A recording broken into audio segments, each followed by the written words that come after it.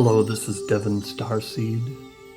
This is your horoscope for Tuesday, April 6th, 2021.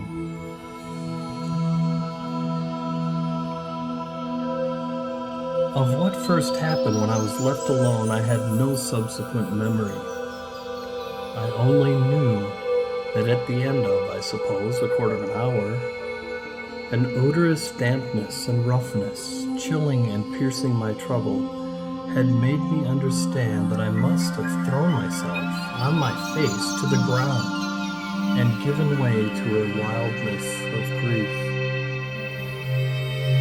I must have lain there long enough and cried and wailed, for when I raised my head, the day was almost done. I got up and looked a moment through the twilight at the gray pool and its blank, haunted edge, and then I took back to the house my dreary and difficult course. When I reached the gate in the fence, the boat, to my surprise, was gone, so that I had a fresh reflection to make on Flora's extraordinary command of the situation.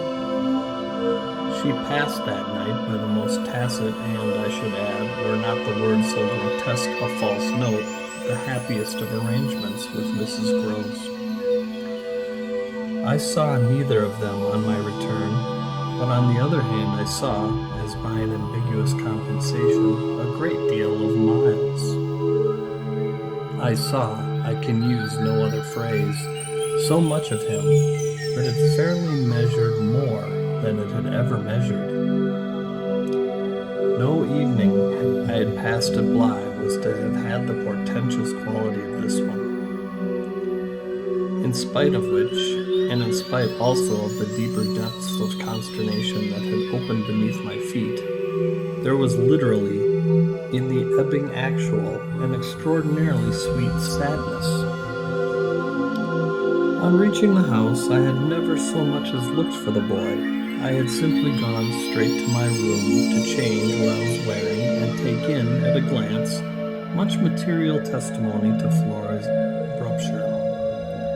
Her little belongings had all been removed. When later, by the schoolroom fire, I was served with tea by the usual maid, I indulged, on the article of my other pupil, in no inquiry whatsoever.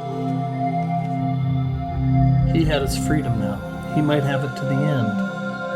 Well, he did have it, and it consisted, in part at least, of his coming in at about 8 o'clock and sitting down with me in silence. On the removal of the tea things, I had blown out the candles and drawn my chair closer. I was conscious of a mortal coldness and felt as if I should never again be warm. So when he appeared, I was sitting in the glow of my thoughts.